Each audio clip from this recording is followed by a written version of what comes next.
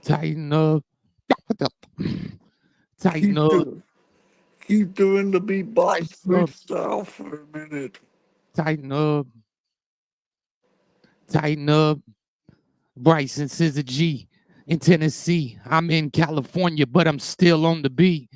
Bringing it funky and bringing it nice. We some Tennessee Titan fans getting it right.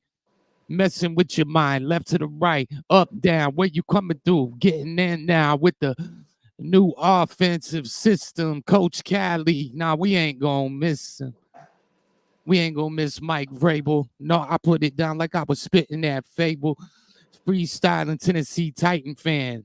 Listen, it's my boy Rand Carthon taking us to the promised land right now. Now we ain't gonna be no Titan stands. We just Titan fans. We be them diehards. What you know about it? We ain't gonna die hard. What's up, y'all? What's I guess, up? I guess we started the show, man. We tightening up out here. I hear it. How's it going, man? Tighten up. Pretty good. Tighten up. I guess that's how we start the show. Bryce requested a beatbox freestyle, and he went live on me. I didn't even know. Hey, Hey, it's the off season though, so we got to keep it going. You gotta watch him. He's sneaky. Yeah, hey, that's my buddy. hey, Chris has got a lot of beatbox. He can, he can, I can show you, Scoob, if Chris, you don't mind me sharing your beatbox, do Of you? course not. No, I appreciate you sharing it. Anybody that likes music and wants to hear it, it's out there. So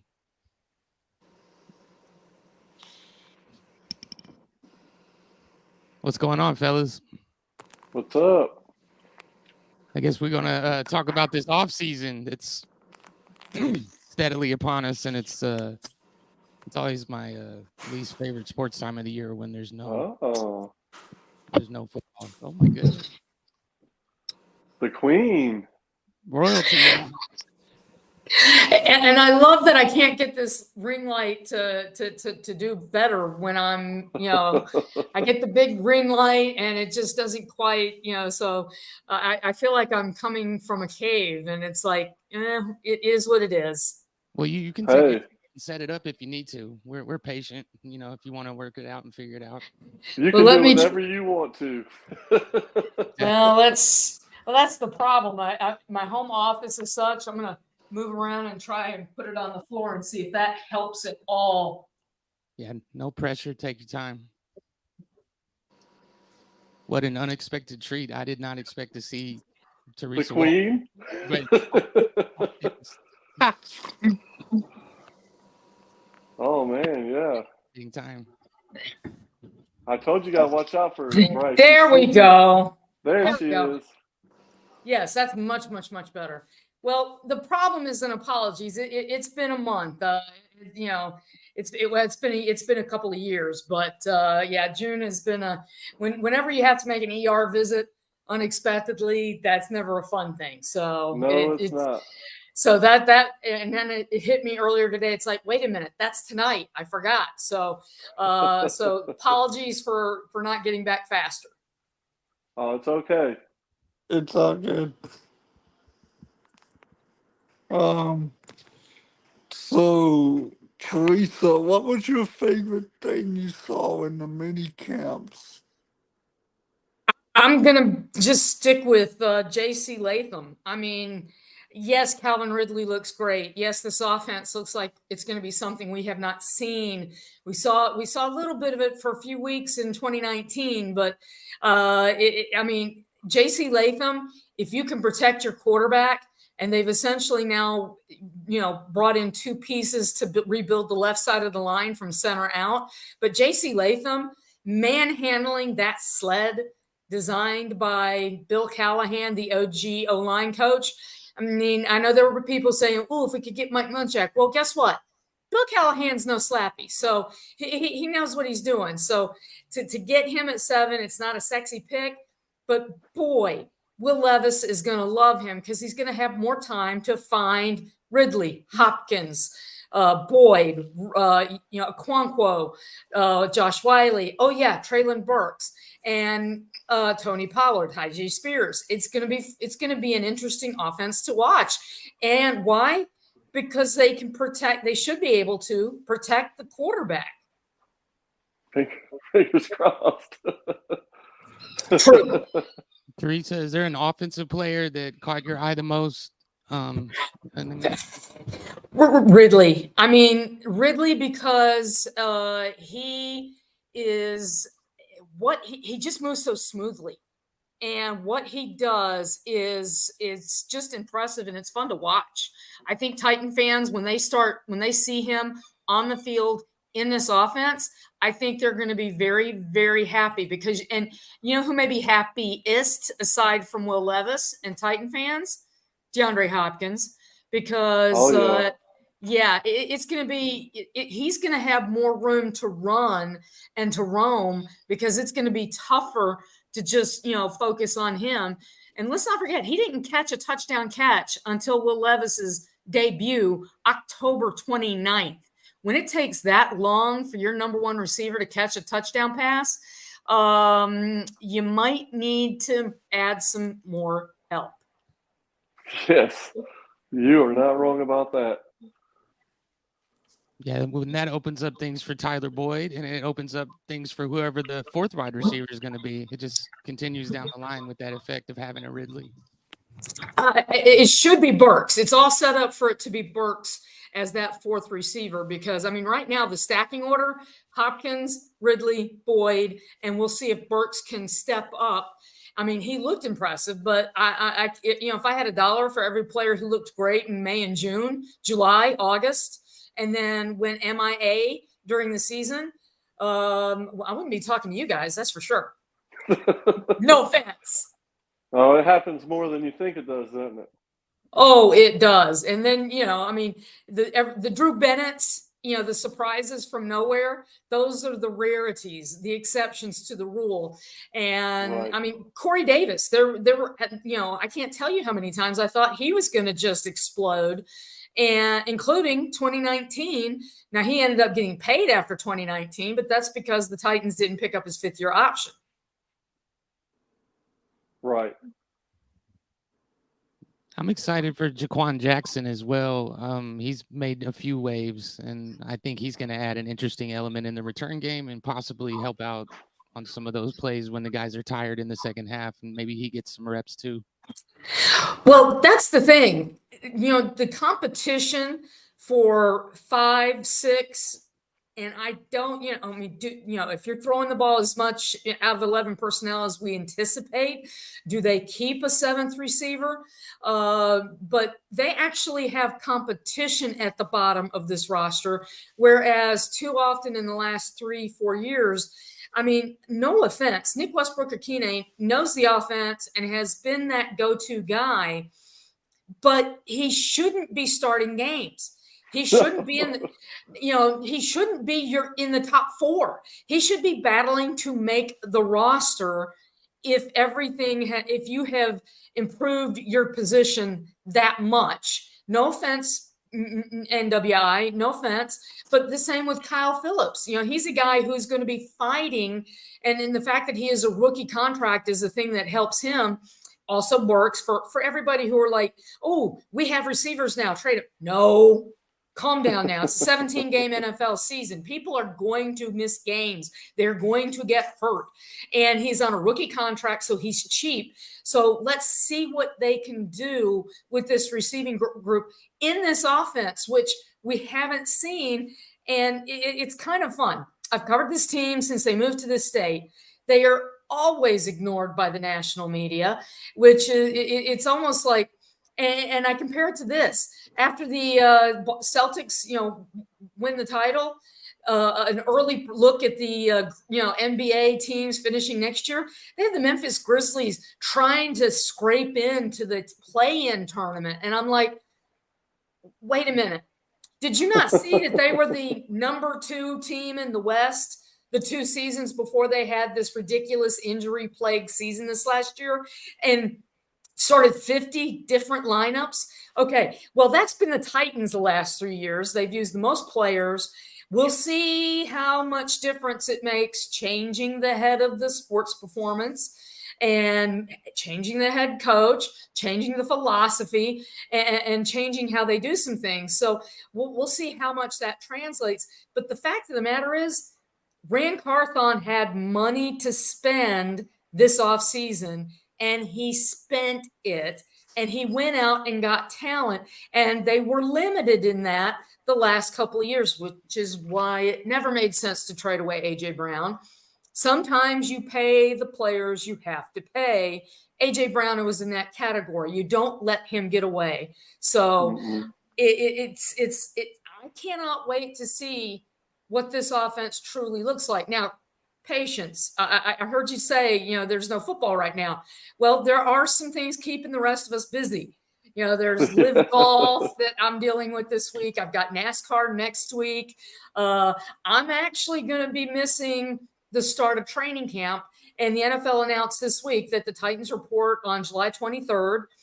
That's the day I report to work for the Olympics in Paris. Oh, yeah.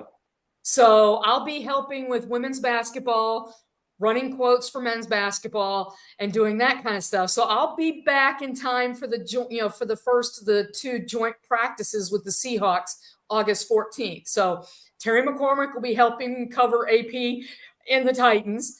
But and don't worry, I'm 7 hours ahead. It's a lot easier to keep up with the Titans when I'm ahead than when I'm literally almost a day ahead. Japan, that was tough. I don't even know. I still don't even know what day it was there when I was there in Japan in 2021. Rio was 9 hours ahead. It felt like maybe it was London that was 9 hours ahead. But I think I was in Rio when John Robinson made a great trade. It didn't seem like it at the time. Remember Dorial Green Beckham for Dennis Kelly? Yes. I wrote that story up literally while I was preparing for a basketball tip-off in Rio. So I will be monitoring everything that goes on during camp, and I will come back ready. Why? Because, well, let's be honest, football season never goes away. No, ma'am. Can I ask you, since you've been here with the team the whole time? I've been a fan of the team the whole time. Have you ever seen another offseason that was this exciting for the fans and for the media? Well, probably. Well, the closest could maybe be after the 2010 season. Remember that was when it's like, nope, not going to bring Vince Young back, and thought that Jeff Fisher was sticking around, and all of a sudden it's like, nope, parting ways. And, Mike Munchak was behind the 8 ball. He was, hired introduced as the head coach February 7th, 2011. And then there was a lockout. And the lockout essentially ended on a Monday is when they came to an agreement. Matt Hasselbeck agreed to terms on that Wednesday, and they were literally on the field that Friday. So it was a quiet off season except for labor news and negotiations. But you had the first true coaching change since this franchise had moved to town. And, maybe the closest off season to that, maybe after, maybe when after the 2015 season, when Amy Adams Strunk had to, officially hire a new coach after having fired Ken Wisenhunt, and she fired Rustin Webster. We were literally in the locker room for clean out, and I heard Marcus Mariota say, "Do they know yet?" of a PR staffer, and I immediately checked my email. There was the email announcement that Rustin Webster had been let go as GM of the Tennessee Titans. So, she had to go hire a new GM. She had to go look for a new coach. Ended up keeping Mike Mularkey. That worked well for a bit until it didn't. But for money spent, and that's the thing. How many times has this franchise in the first 27 seasons been accused of being cheap? You can't say that this offseason. No, they've spent more money than I've ever seen. Well, now, see, that's the thing. More money than fans have seen. There were times where Steve McNair, Eddie George had their contracts extended quietly. And Right. because we didn't have social media then, you didn't see the eye-popping numbers of, ooh, Steve McNair is just, there's a reason why Bud Adams didn't want Steve McNair in the facility in, what was it, the spring of 2006. He was Right. afraid of Steve costing them. I better. I've got. $25 million bonus, wasn't it, or 40 It, million somewhere? it was going to. He was going to count almost a quarter of the salary cap. That's Ooh. Yes, that's exactly why they did not want him, anywhere near the building. And there was grievances and all sorts of fun stuff that went on. My husband ran the Boston Marathon, guys. And he was, I couldn't go out on the streets of Boston because I was on the phone with my laptop covering that story. Right. We were all so mad when they locked out Steve McNair. Well, and it makes sense because Bud's fear was that if he drops God forbid a weight on his foot, then he's on the hook for all that money. And nobody wants to pay for a car they can't pull out of the driveway, Exactly. Right. If it's up on blocks, then it does you no good. It was just painful seeing him, like Derrick Henry and Derek Mason, going straight from Tennessee blue and white to Raven purple. I know that's going to hurt. It's going to hurt a lot, and I get that. It's happened so many times. I believe Samari Roll too. Yeah. Ooh. Yes. Of all the teams they could go to. Well, what can for the longest time, it seemed like the Titans were picking up former Colts, and then the Ravens were picking up former Titans. You want other teams picking up your players because you have found better. You don't want other teams picking up your players and signing them or trading for them in the case of Steve McNair because you aren't paying them anymore. Yeah, I remember the perception of McNair. It was that we locked him out and that we wouldn't let him practice, but there was so much more to it. But that is such a painful memory in my psyche that will never go away. Yes, Just the greatest player in our franchise's history. The way he left this team, not being able to enter the facility, it's so painful, but it totally makes sense. But no one was thinking about it in business terms at the moment. You can't. If you saw Steve McNair shake off, Kevin Carter in the Super Bowl, if you saw him come off the bench in Pittsburgh, yes, and lead them to a win. If you saw him, and I've got a picture over here on the side of my wall, with my boss and I giving Steve his MVP the year he split it with Peyton Manning. Which is a robbery. Well, the robbery came the year before, the 2002 season. He started 5 straight games, didn't practice once in those 5 weeks, led them to 5 straight wins and to their second AFC championship game. And by then, they were done. I mean, and then the 2003 season, the playoff win in Baltimore. They're trying to go down the field in New England. I'm at that game, and he hits Drew Bennett in the hands for what would have been a big first down. And, maybe they march down the field and win that game to go to a third AFC championship game in the span of 5 years. Oops. Rodney Harrison, baby, Drew Bennett. You could feel the thundering steps of the hit that Rodney Harrison was about to lay, and the ball gets knocked loose. So there's some painful memories. I will say this: if I hope, and I know this is going to hurt, but I hope that Derrick Henry has another good season, and if they have postseason success. The only thing lacking from his resume for the Pro Football Hall of Fame at this point is the ring and or another 2,000-yard season. And with Lamar Jackson, either of those are possible. And guys, if not for the broken foot, I think he would have had it. He was leading the league. He's considering where he finished, missing the final 9 games of the regular season.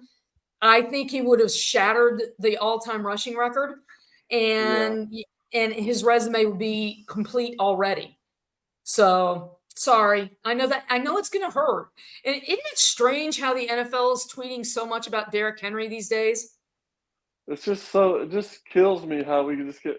I guess we have to win a Super Bowl to get any kind of respect in Tennessee. Or host one. Right.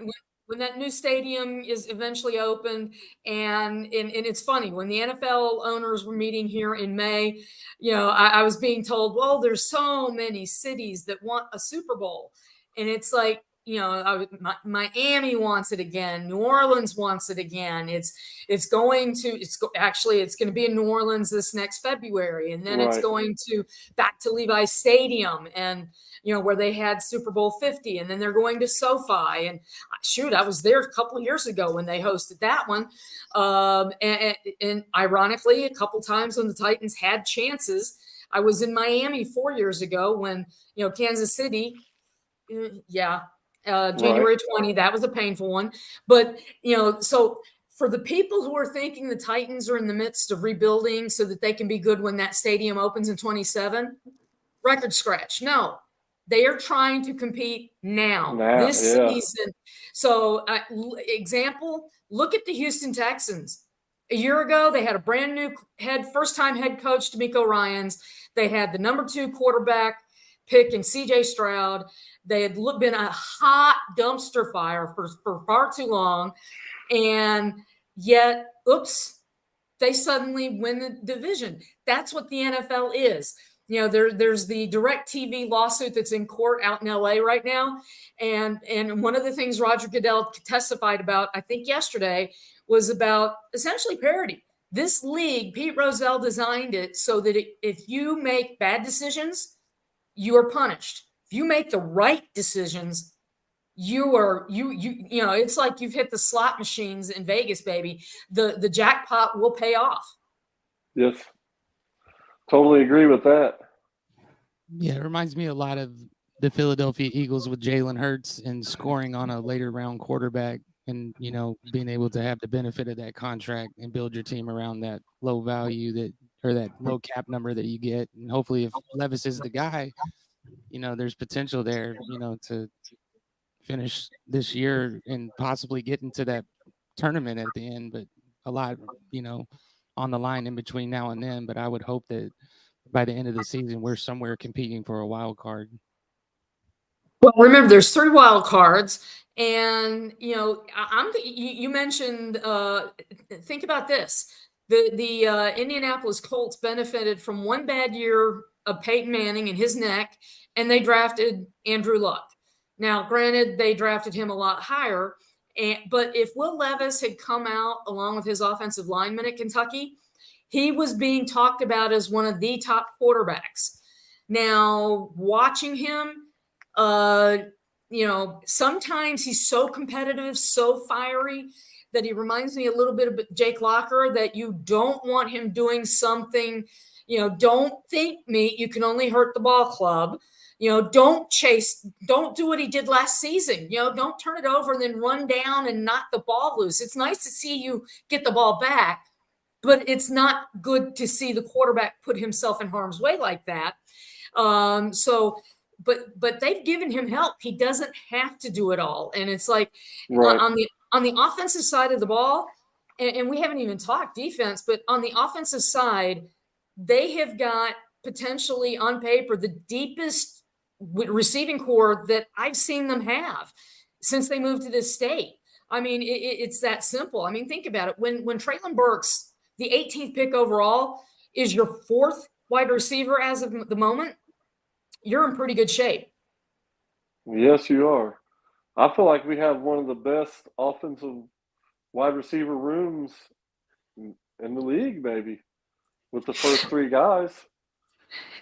And if you watch the NFL on social media, now granted it's social media, it's not Roger Goodell tweeting these things out, but one of the people they called out yesterday for being one of the most physical corners in the NFL, L'Jarius Sneed.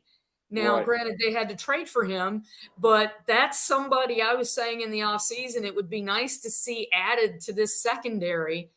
They've tried the draft. It didn't work out. Christian Fulton, contract year, did not come through the way they did last year. It's amazing to see Caleb Farley on the field during the offseason program. But I wish him everything.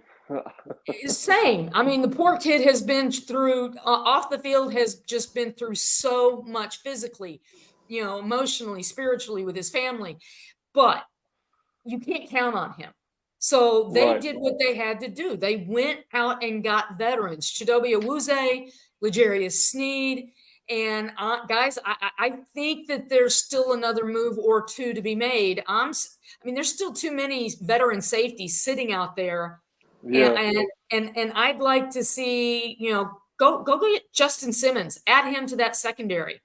And then suddenly Jeffrey Simmons to Cheeto Awuzie and L'Jarius Sneed and Justin Simmons and Amani Hooker on the back end. And then we'll see what the inside is, the inside backers, Cedric Gray, the rookie. And I'm forgetting the name of the guy that they signed from the Chargers as an inside line, Kenneth Murray. So, and he's got Frank Bush to work with him. So it's like, it's going to be really interesting to see how this entire team comes back together. Teresa, what rookie has caught your eye in minicamp the most for the offseason? As far as on the defensive side of the ball is what I was wondering. Cedric Gray. I mean, he's a young man that, size. David Long was nice and he was fast, and it's nice to see that he's had success since he went to Miami, which was my first NFL team growing up as a kid born in South Florida. But he wasn't healthy regularly here. That's why that's why the Titans couldn't risk keeping him. Cedric Gray has got size, he's got speed, and he's got experience. I mean, look at the guys that Rand Carthon has kind of drafted these last couple of years. These are guys that have been around. They didn't leave early, and they stuck around when they could have taken the portal and gone elsewhere and chased something else. They stayed to try to show what they could do. And I know there's been a lot of talk about who's wearing the green dot this offseason. It doesn't matter. What matters most is the production they get out of these guys on the field. And Cedric Gray, really, really impressed with this young man. James Williams, the tweener, I think I'm really curious to see what Denard Wilson does with this young man, and if he's able to continue growing into training camp to give the defensive coordinator and his position coach opportunities to maybe use him in some different packages. Because when you say tweener, I'm sorry, I immediately flash back to some guy named Javon Curse.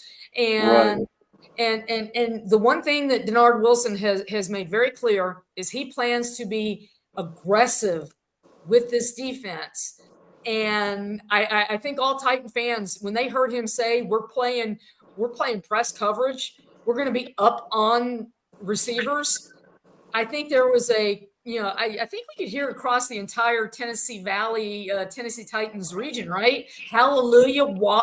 We've been waiting for that. Exactly.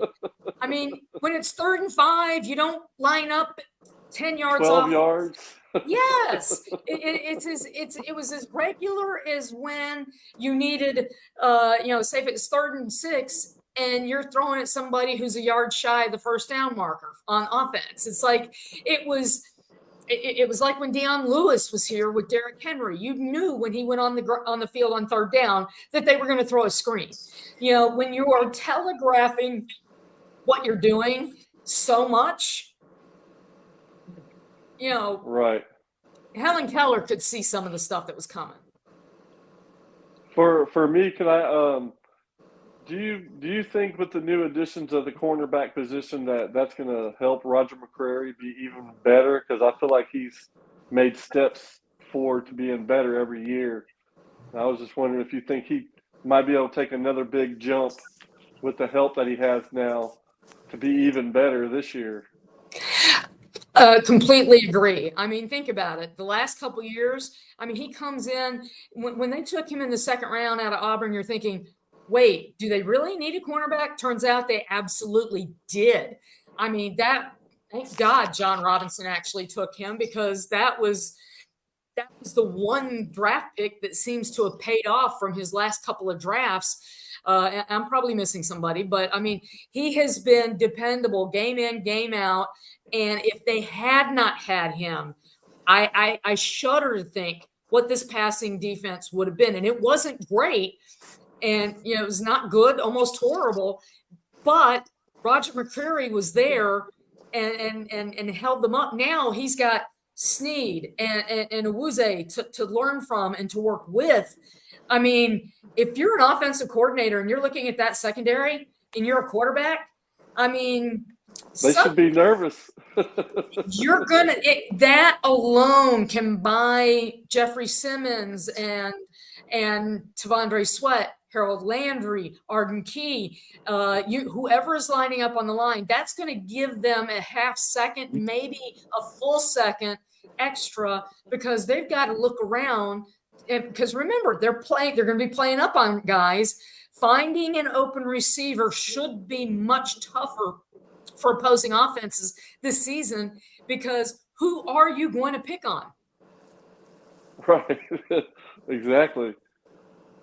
Him getting to be in the slot is just his absolute comfort zone, and not giving up a touchdown last year. One of the 4 corners in the league, along with L'Jarius, I believe, that did that. It's just going to exponentiate his growth, I believe, as far as just that's where he wants to be, and that's where he's going to be. He's going to live in the slot this year too.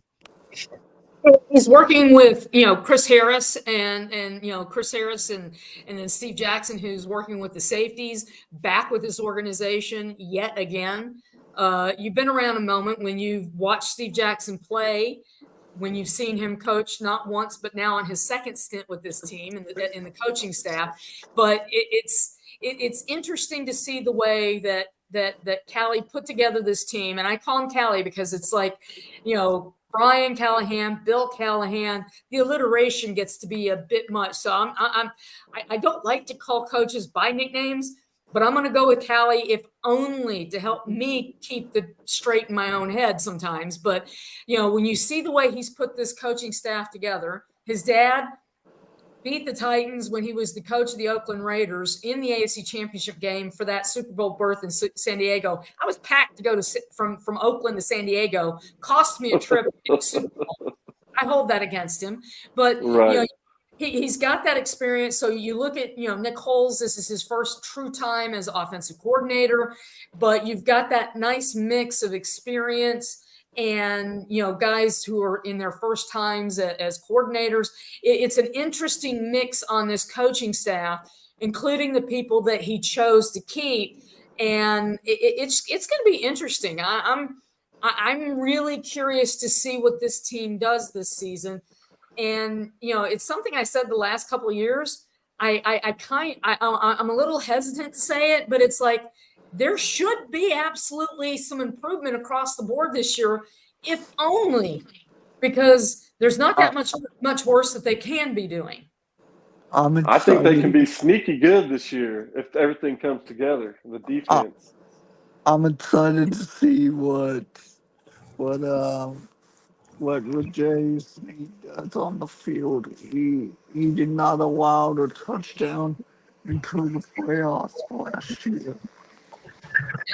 Well, and Callie has made that clear. They're going to kind of monitor him, manage him, make sure that he's available.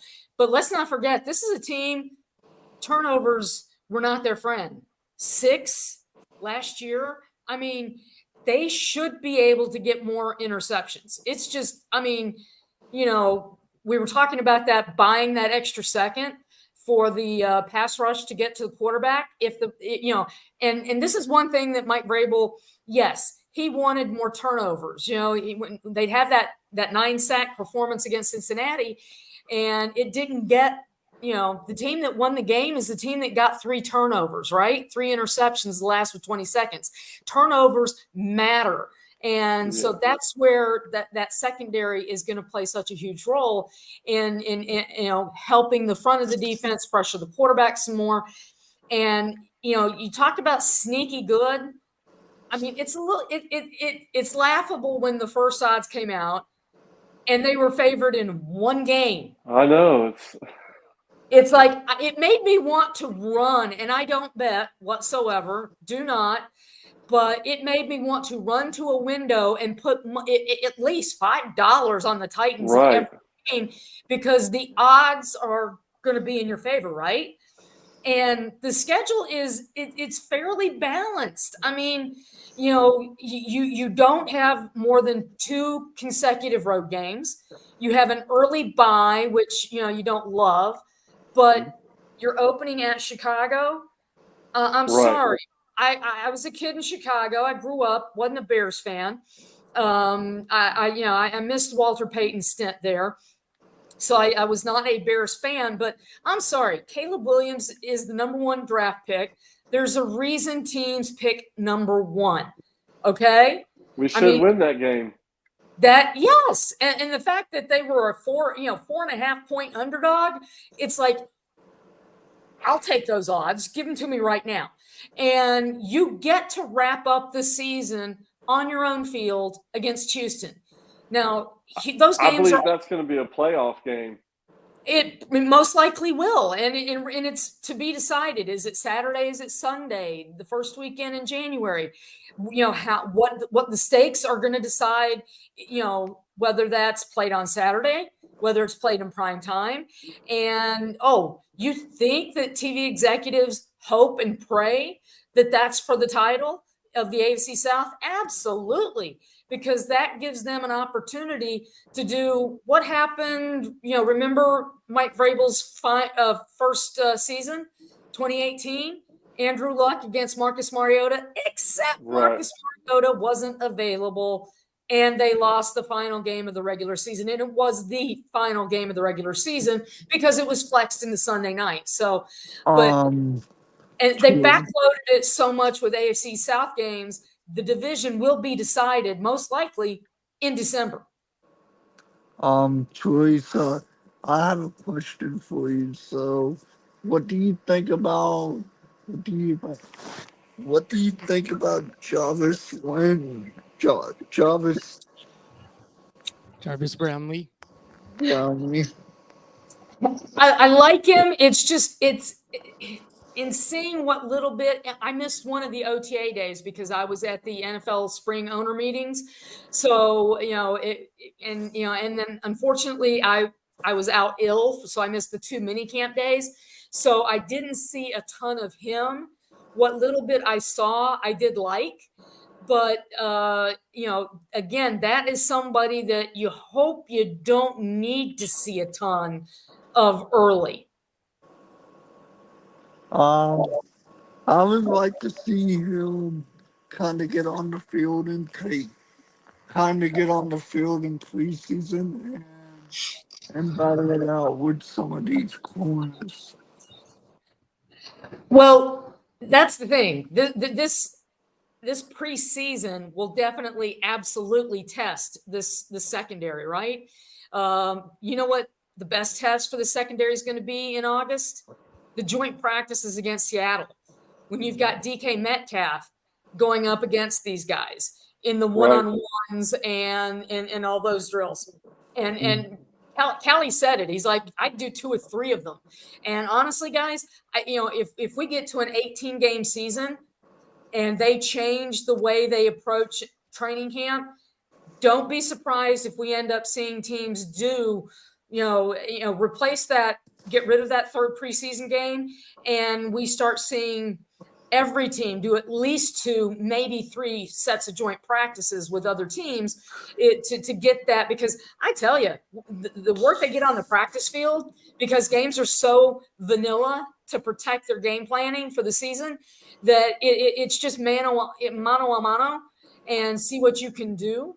And that's why I'm really curious to see those joint practices. The Niners game will be good, but let's be honest, it's the first preseason game. The Niners most likely are going to rest an awful lot of their players, right? Or at least their starters. And I'll be, maybe Kyle Shanahan surprises me and he brings everybody out there, but I won't be surprised to see it, see that be a little bit different. Teresa, I have a question for you. In monitoring the team in the offseason, has this been more of a fun team in terms of the way that Callie's kind of brought a new culture in and he's allowing the guys to have skill competitions? And in your experience, is it more beneficial to have a more disciplinary approach, or is it better to let the guys be the guys and have fun? Kind of what I've noticed with the team this offseason. Well, think of it this way. I think it's the NFL evolving. I mean, and let's not forget, Jeff Fisher was considered a player's coach. Mike Vrabel, a player's coach. Why? 3 Super Bowl rings, okay? And, I mean, he was out there with the pad, warming guys up, practicing with them. And Chika Kwanko, even a year ago in the offseason, talked about how, well, Vrabel wouldn't talk to me as a rookie, but now it's like we're best buddies. And so when Chig said this offseason that there was more of a freedom around the practice facility, well, you know what? It just could be the fact that, when there's a change of coaching staffs, there is fresh air. Now, there were a lot of people kept, but there's a change and everybody does something different. And it's like when there's a substitute teacher or there's a new babysitter, you're testing your edges. It's like, where is the electronic fence? How far can I go? Where's the freedom? Where am I going to get zapped? So they're feeling their way out right now, both the players and the coaches. And when they'll really find out about each other or start finding out? When training camp starts and the heat is on and guys are making mistakes. And Arden Key said, we make a defensive mistake, we fix it. We don't move on. We fix it now. So, I just think that it's things are changing, players are changing, coaches are changing. Nothing remains the same in the NFL from year to year. And that it's a coaching cliche, but I promise you, I've learned that it is a cliche for a reason, because not for long, baby. And Jerry Glanville said that a long time ago. It's still true. Do you think more starters will play preseason games for the Titans this year than normal? I don't think so, Scooby. I think it's just gonna be the rookie guys that's gonna play, and I think that Mason Rudolph could be one of them that starts as a quarterback. So. Well, remember, Will Levis only started 9 games last year, and he went 3-6 as a starter. So, and with a new offensive line, we know the left tackle, the left guard, the center. We do not know the right guard or the right tackle. So we're going to have to see the starters, a series in the opener against the Niners, at least, maybe 10 to 14 plays. And that part of the NFL rhythm, I don't think has changed. Now, that third game, when they go on the road, that's the game where we may see just about everybody that's left at that point. But, you've got to know what you've got at a few key positions, and the right side of that offensive line still scares me. Well, there's a lot of guys. It doesn't scare me the way it did in previous years, because 2 words, Bill Callahan. And last week I asked him, what's the difference? But you need to put an O and a B on those sleds so we know which one's Olga and Bertha. And he said, players know. And apparently it changes from day to day. One day it might be Olga, the other day it might be Bertha. It just depends on which one, is easier to push that on a given day, it seems. But with him and his experience. And let's not overlook the fact that they brought in a couple of players that were depth guys that he's familiar with. You know, Right. they made a trade of one of their, 7th round draft picks with Cleveland to bring in a guy that he knew in Cleveland with the Browns that he has coached. So he's brought some people in that he coached just this last season who can help spread his message in there. And last week at the last OTA that we saw, the last guy off the field was J.C. Latham talking to Bill Callahan. And I think between him and Skoronski, I mean, that is a core that, Taylor Lewan was the last great left tackle for this team. But having seen the way they went from Brad Hopkins straight to Michael Ruse, this feels like, he has the potential to step in from day one and be a starter. And let's not forget, Taylor Lewan did step in pretty early as a starter, but he also had the captaincy stripped from him once Mike Mularkey was made interim head coach, Right. because he wanted him to focus on football and maybe not worry about the leadership so much. Well, J.C. Latham is a guy that the way he works around the building speaks volumes, shouts actually. So I think that between him and Skoronski, and guys, let's not forget Peter Skoronski. This poor kid had an emergency appendectomy the day before the second game of the season, lost weight. When he returned, he played the rest of the season, but he looks different. And that old saying, you make your biggest jump from year 1 to year 2. I think Skoronski is poised to take that jump, and he's playing beside Lloyd Cushenberry, an experienced veteran center who, no offense to Aaron Brewer, the $2 steak, he has got size. Yeah, he's a monster. Look, that's the biggest thing that jumps out at me with all the changes that this team has made in the coaching staff, the front office, the personnel, the money that was spent, is the fact that they got beef in the trenches on both sides of the line. I mean, where's the beef? It's in the Titans' trenches. Yeah. I was joking with my friend and said, Will Levis is going to need a stepladder. Oh, Will Levis is tall enough, trust me. Now Malik Willis, who's battling for the number 2 job, he might need a step stool or one of those giant ladders, but Right. but Will Levis, I think, will be just fine.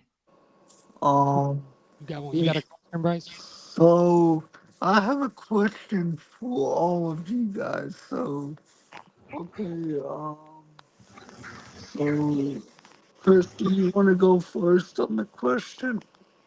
Well, I was gonna ask Teresa another question because I love picking her brain because she's so knowledgeable on the inner workings of the team. But you have the floor. Whatever you want to do, Bryce. Uh, I, so, um, what's it like having a coach like Brian Callahan in the building? Well, it's different. I mean, he's doing a little bit of what, has become the trend. You don't get into the locker room until the contract, the CBA absolutely says it. I've seen the reports that players are trying to argue to keep the locker room closed all the time and go to a mixed zone like they do in MLS and some other sports. I'll say this, I hate it. I that's what you get at the Olympics, and you're literally trying to flag guys and players down as they're heading off to their locker. And if a bunch of them come through at a time, you miss somebody. And I think that, and I hope, and I will argue to players, you get a better chance to help us tell your stories when we're in the locker room. So, and, there was little to do about, there was a limit on some of the players being allowed to talk to the media during the offseason program. And Callie was asked that question, and he said that, part of it is being new, everybody trying to get to know each other. And I'll just say this, there's been conversations. I think he's absolutely made an effort to get to know the media core in this town and to open up lanes of conversation. So, but you know what? Every coach is great until the season starts. The challenge is Right. going to be what happens if there's a skid? What happens if there's, a 59-0 loss, to bring back another painful memory.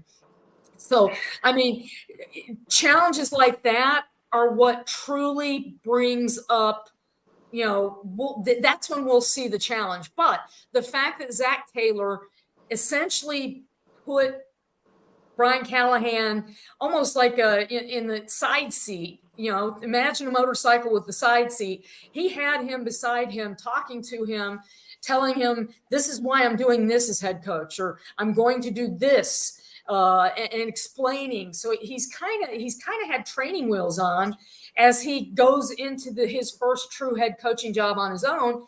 And as I mentioned, he's not really alone, because there's experience in the building that if he has a question from a head coach perspective, he can go down the hall and say, hey, Dad, what do you think of this? So, that's Teresa, a I was going to ask you, so we're going to use Calvin Ridley kind of like Jamar Chase with the Bengals. What do you think about that idea? I like the idea. I'll say this. Be careful. I don't think that I think it would be tough for Callahan to come over here and simply do. It's tough to do what he did in Cincinnati, right? 2 reasons. Well, he's got Tony Pollard and Tyjae Spears, 1A and 1B, and their skills are so very similar. And I covered Tony Pollard when he was at the University of Memphis, okay? And playing for AAC championships and on big games. Mhm. I thought he should have been the lead back in Dallas a couple of years before they finally let Zeke go. If not for that contract, he could have been there. So I think that gives them and gives Cali flexibility that maybe they didn't quite have in Cincinnati behind Joe Mixon. And let's be honest, Calvin Ridley is Calvin Ridley. And, he is not Jamar Chase. Jamar Chase is a young, fairly fresh out of college, still kind of young man. Calvin Ridley is 29. He has been through a lot on and off the field. And I think that the fact when they signed him, and you hear the fact that other receivers, veteran receivers, are going to Calvin Ridley for tips on how to do things in the NFL, I think that's an experience level that maybe gives him a chance to be a better Calvin Ridley. Don't go saying Ridley to Chase. And I just don't think you can do that, because every team is different. Every coaching staff is different. This is not the Cincinnati Bengals, even if there is a very heavy, almost skyline chili flavor about this team. Teresa, you've noticed the team in the offseason. What coach has stood out, aside from the obvious answer of Bill Callahan, on Brian's staff that you think is going to have a tremendous impact on the team this year? Denard Wilson, baby. He reminds me of Jim Schwartz, Greg Williams, being aggressive, getting after the quarterback, attacking, and not giving anything up on defense. And when you're able to do that, we saw it in the divisional game. 9 sacks, tied the postseason record. What did it get him? You've got to be aggressive in a variety of fashions so that you're getting turnovers. Turnovers are what matter the most. And I'll just say this. When Greg Williams was coordinator, when Jim Schwartz was either around as that senior defensive assistant coach role, or when he was the coordinator, you saw the defense set a tone, getting interceptions and getting sacks, pressuring the quarterback, and allowing very few points. And let's not forget, this defense was in the middle of the pack of the NFL last year. So it's not like that's not something that they've got to walk through the door and say, oh, we got to fix everything. They do have some base to work with. Does this staff burn the midnight oil? Is this a really hardworking staff in comparison to other staffs that you noticed so far? Tough to tell. When you get a brand new staff in, they're there all the time because it's better that than a hotel room or their the condo that they've rented until their family moves in. I mean, Brian Callahan told us last week that his family was packing the moving truck up in Ohio and preparing to move to their home here in Tennessee. And so, yeah, he wasn't going to get a break. He was going to have to go home and help unload furniture. And I'm sure they pay people to do that. But, anyone with a spouse or a significant other knows that they're going to be telling you, no, I want this moved. It needs to be here. That's not working. So they spent a ton of time there. Now, Mike Vrabel made it very clear. He wanted to go watch his son play football. He did it when his son was competing at Boston College. And, he, as a former player, understood the absolute importance of having that family time. But honestly, that's the NFL is trending to that. The John Gruden get there at 4 a.m. and or sleeping on the couch.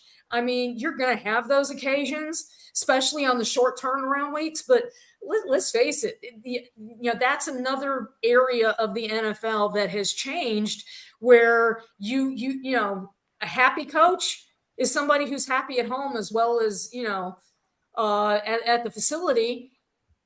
Otherwise, maybe they're getting arrested after a big win in Green Bay. I'm curious what our new special teams coach is going to bring to the table, and also how that new kickoff rule is going to affect the league this year. It's going to be fascinating, I think.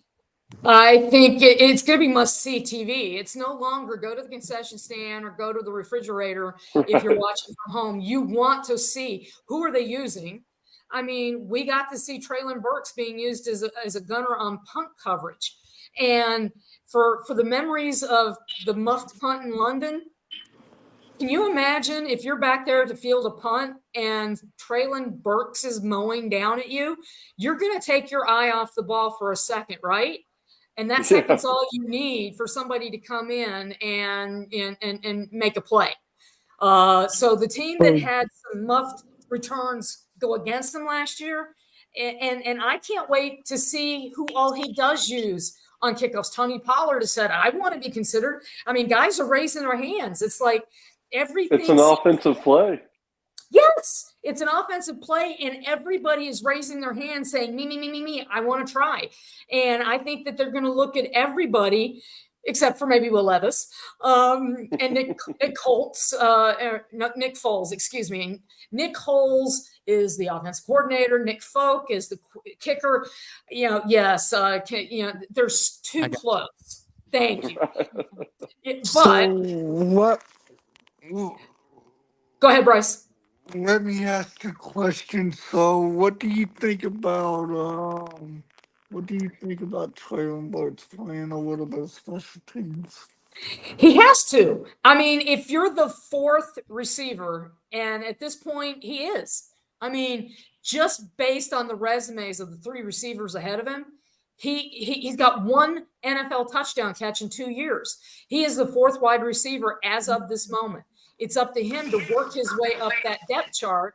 Unfortunately, Traylon Burks, I'm gonna say this, guys, and I hate to say it, but he's had so many injuries throughout his career, and the fact that we've seen enough of him getting hurt, he needs to be a rotational player. Well, Bryce, I'll just say this. The last 3 years, who didn't get hurt for this team, right? It's almost easier.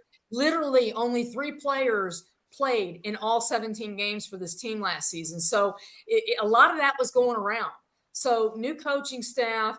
And yeah, he's going to start out as a rotational guy because he is at the moment the fourth wide receiver. But Brian Callahan made it very clear. If you are not starting, you have to contribute on special teams. It's that simple. Why do we see so many rookies come in that are first or second, third round picks? And if they struggle in training camp, we may not see them that much. Why? Because, if If they're a star in college, they're not playing special teams. They haven't played special teams maybe since high school. So, the fact that so Teresa, he's going to have to play that a lot. can I say this? He's had how many concussions by now? 2 that we know of. The one that knocked him out in Philadelphia in the end zone on the 1 touchdown catch, and the one where he made an incredible catch in Pittsburgh, but out of bounds and it didn't count, and he was literally carted off the field. So those are the 2 that we know of since he came to Tennessee, not counting the asthma that he showed up to, in rookie minicamp, or the knee injury that he had. So yeah, he's had injuries, but again, there's a lot of new people in the in the sports performance department, as they're calling it.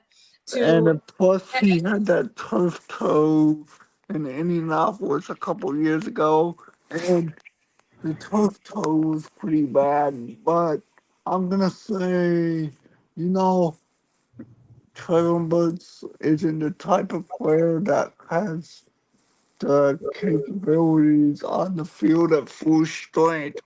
He's, oh, sorry about that. I didn't mean to cut you off, Teresa, but I I just want to kind of touch on Traylon Burks for a minute, and I kind of want to talk about Traylon Burks for a minute, but Traylon Burks isn't the type of player that we all thought he was going to be for the first round pick of number 18, and okay, so there's other wide receivers that were taken higher than him, but they they are they're not as capable of um what DeAndre Hawkins can do. I'll say this, Bryce. 2 things on Traylon Burks. He, let's face it, he is always going to be tied to the guy that he was traded for, that they used the pick on, AJ Brown. And AJ Brown has absolutely flourished in Philadelphia the last 2 seasons. That doesn't help. That said, Traylon Burks sure has looked good and healthy this offseason. And he told us that he feels very, very comfortable in this offense because it reminds him and feels like what he ran in Arkansas. So when a player has that kind of mental, it's almost like a security blanket. It's like, I know this. I think he's going to have a chance to bounce back because, well, again, he's not being counted on to start, at least not just, not right now. And so there's no pressure on him whatsoever, except to, go out there and be Traylon Burks and show what he can do. And he's got a position coach in Tyke Tolbert who has told him, I remember you owning LSU and Alabama defensive backs. And, oh, by the way, those guys are playing in the NFL now. So it's like, he's getting his confidence, I think, rebuilt by by the offense that he's going to be running in and by the coaches that he's working with right now. Not to say that Rob Moore didn't do his best with him as well, but sometimes timing is everything. What are you most excited to see for Traylon Burks, and how can he approach on the field, and what does he need to do to keep his body right on the field? Well, not getting hit in the head would help. I mean, that was the hit in Philadelphia. That was not something he could control. He was a receiver going for the ball, making a catch. I still have an issue with the NFL not, penalizing that hit. To me, it was a hit to the head. The hit in Pittsburgh, he was going up for the ball, landed awkwardly on the ground, and it knocked him out. Some things you can't control. It's football. So all he needs to do is just go out there, know this offense, and go play confidently and be Traylon Burks. And guys in that room, Calvin Ridley called him a freak, said that he's like T.O., A.J. Brown. He's getting his confidence. If it was cracked whatsoever, it is being reinforced by his teammates, by guys who have 1,000-yard receiving seasons in the NFL. DeAndre Hopkins, Ridley, Boyd, his coach, his position coach. So And Teresa, he just has to go do it, Bryce. another thing that DeAndre Hawkins said is that people like to sleep on Traylon Burks. Well, it's easy. We're what's next society, right? Give it to me. What's next? I'm ready to move on. And people, I mean, how many times have you seen people say trade Traylon Burks, get a 6th or 7th for him? Right. Ridiculous. He is under contract for this year and next. And if he shows you a great season this year, you can pick up his 5th-year option next May and keep him at a relatively inexpensive deal for a top wide receiver. And it buys you time. You do not trade that away. You shouldn't have traded away A.J. Brown, but that GM is no longer with this franchise. Sorry, John, but you're still collecting a paycheck. So that's the thing. Don't sleep on Traylon Burks. But, the biggest challenge for this offense, staying on the field. And if they stay on the field long enough, they'll find a way to get the ball to as many people as they need to.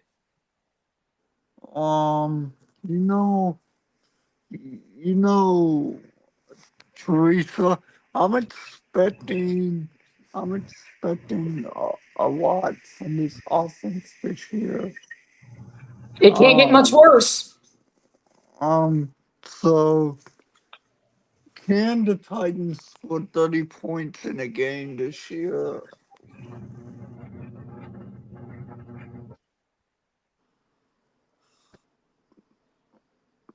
Chris, do you want to go first? You're just wondering if this offense has the capability to score 30 points in a game? Yes. Yeah, I mean, if we have the offensive firepower at receiver and we got the running backs that could take it to the house on any play, I think it's certainly possible. Tight end is a big question, in my opinion, of whether or not Wiley or Chig are going to step up. Who's going to take that number one role, and whether or not that position is going to be explosive. But I expect them to improve as well. So let me ask Teresa about the tight end spot and what she thinks about the tight end spot from there. And we all know that Chig fell off last year, and he started pulling it together toward the end of the season, but so he started making progress toward the end of the season, but this year I hope he can step it up and clean up those hands, because those hands were not good for the last 17 weeks of the season. Well, I'll just say this: going against the cornerbacks and the defenders that he's going against and will be going against in training camp should help that. And I'll say this: I went and looked at the Bengals stats for last season, and tight end wasn't near the top of their receptions. So anything I think that they get out of Chig Okonkwo or Josh Wiley, I think will be gravy. I'm looking more toward the receivers and the running backs as being big options. And then anything they get from the tight end position will be a bonus. Chig certainly looks confident and comfortable, but he did a year ago. So I think that it just all will depend on how this offense blossoms and comes together. And that whole 30-point thing, what does Brian Callahan say? He wants to get in the end zone.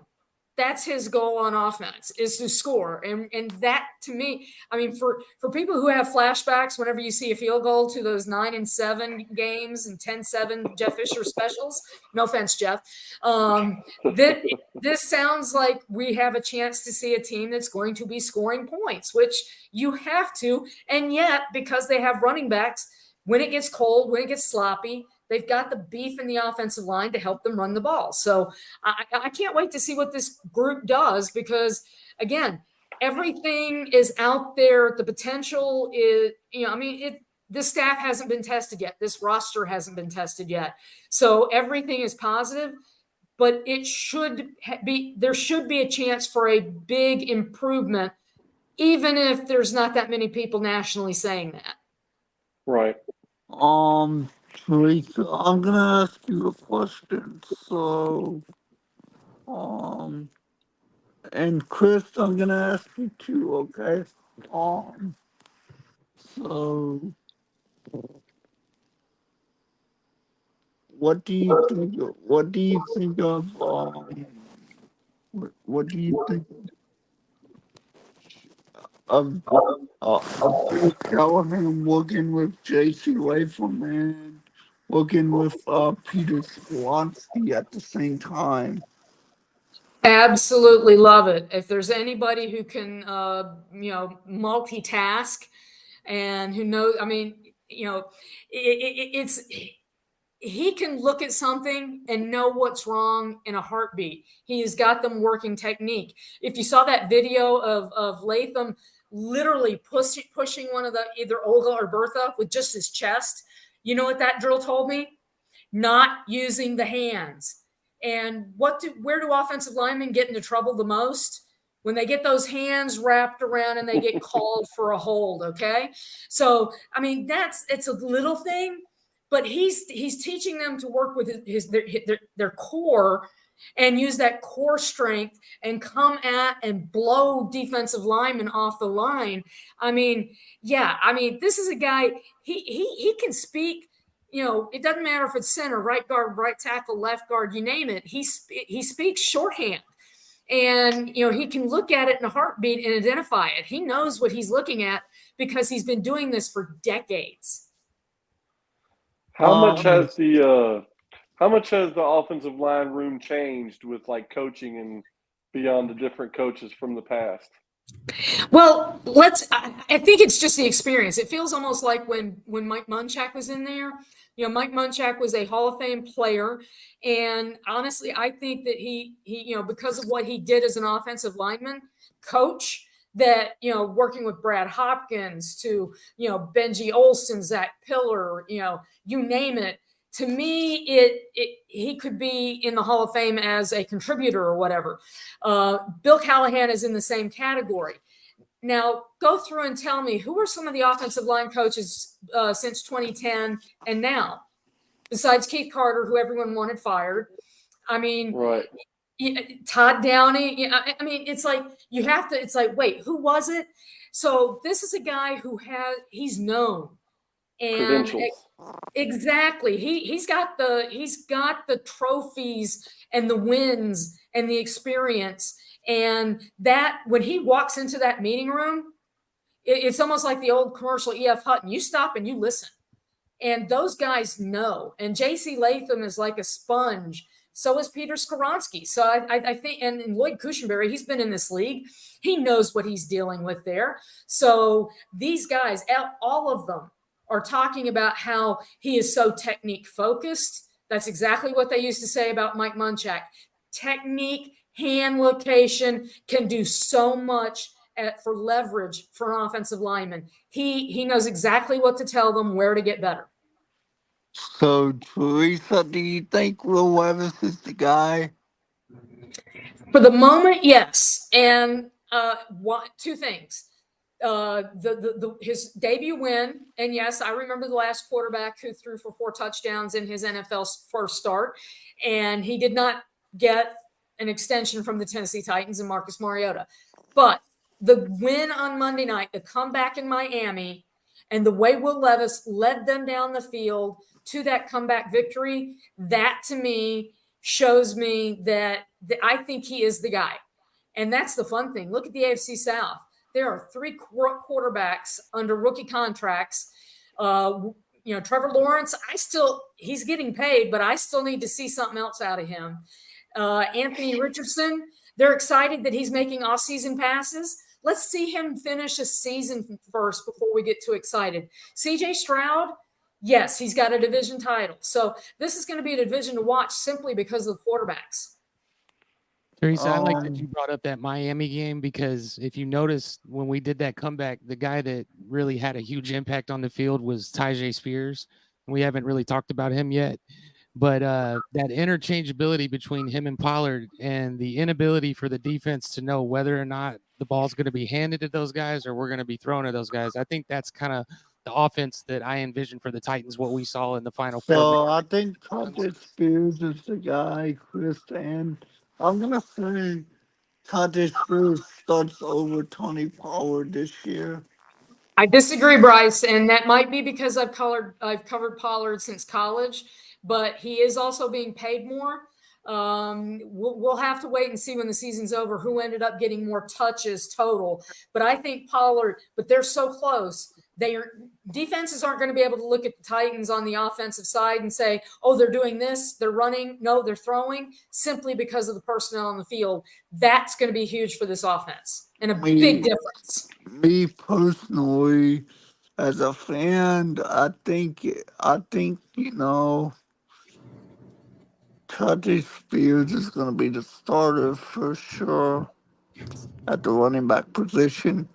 Um, I think it's kind of interesting to put Pollard over Spears right now because Well, um, remember, Pollard has got the big free agent contract, and he's the Yeah. veteran.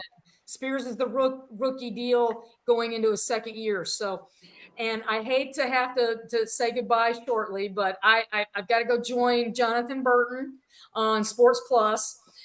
So glad to join you. Sorry for the lack of communication that I didn't confirm until today. So, but it's been a pleasure joining you guys, and Great to see you, Miss Queen.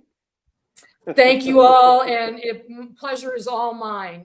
Wish you guys the very best, and we'll have to do this again a lot sooner than this Yes, time. ma'am. You have a great night. Up, Teresa. See you at the games. Take care, guys. Thank you all. Bye bye. Wow, Bryce, that was cool. I had Yeah, no idea. huge, Bryce.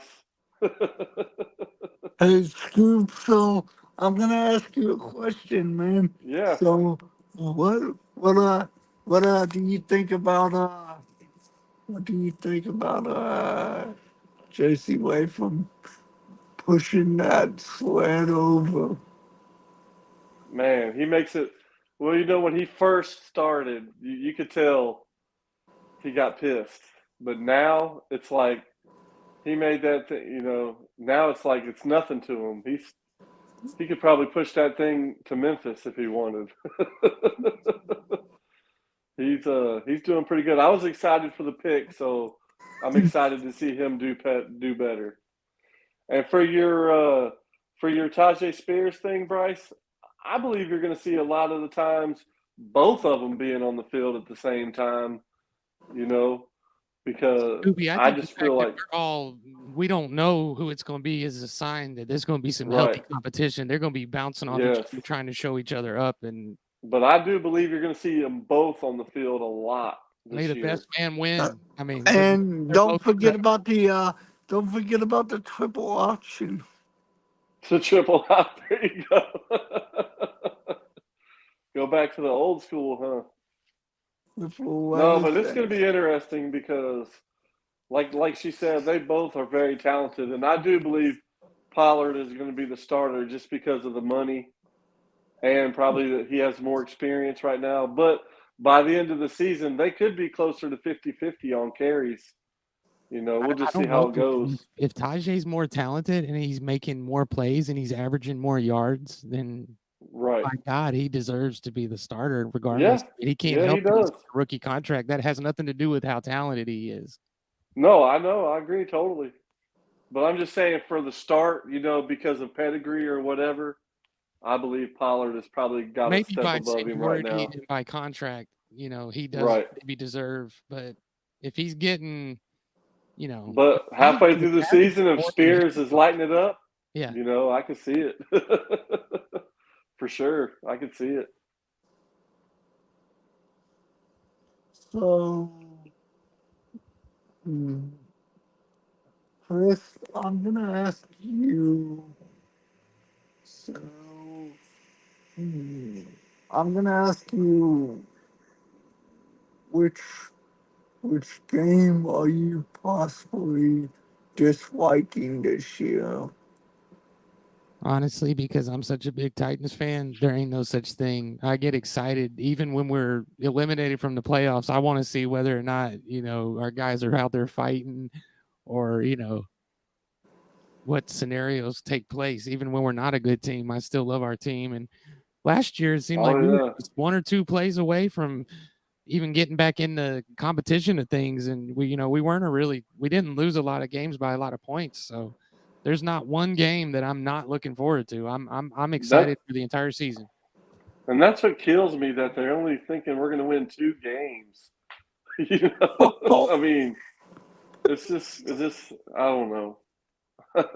I love it when they doubt us. I love it when they don't focus on us. I love it when we Right. force them to focus on us. And we always end up beating a team like Kansas City or a Green Bay or somebody that we're not supposed to. And we always end up getting in the limelight a little bit. But, we've talked about this before, us three. The only way Oh to yeah. get respect is to earn it. And we got to Right. go out there Hey, and get some meat in the mouth. I think we can. I think we can beat Green Bay. It depends on how. So it depends on how good our offense can be, Chris, at that week, and we'll see where. Um. Oh, he left. Yeah, he probably bounced out of there. He didn't mean Well, to. probably not. Well, same here, Bryce. I'm gonna have to get off here, buddy. Okay. I had a lot of fun, and I'll talk to you later. All right, buddy. Tighten up. Hey, Scoop, one more question before All you right, I can let go. you. One more question. What's up? So, what do you think about the? Are you excited for the preseason? I am excited. Just because I want to see the young guys, and I'm really excited about seeing the new kickoff rule. So yeah, but I always, you know me, I always get excited for the games. I go to every game. I haven't missed a game in so long.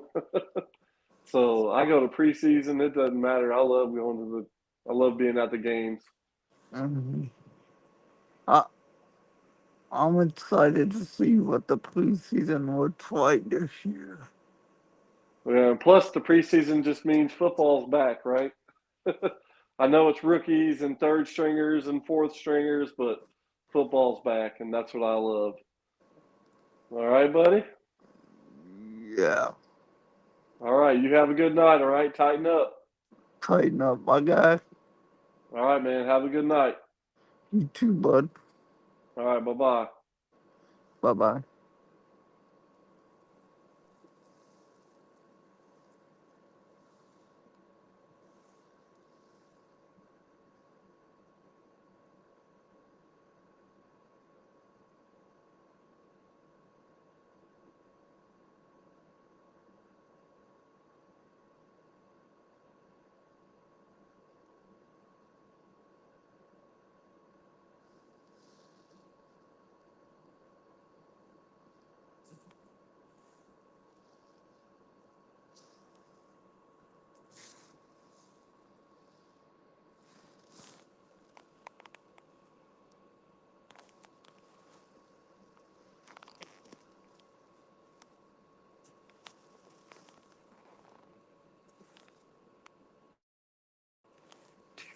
Screenshot.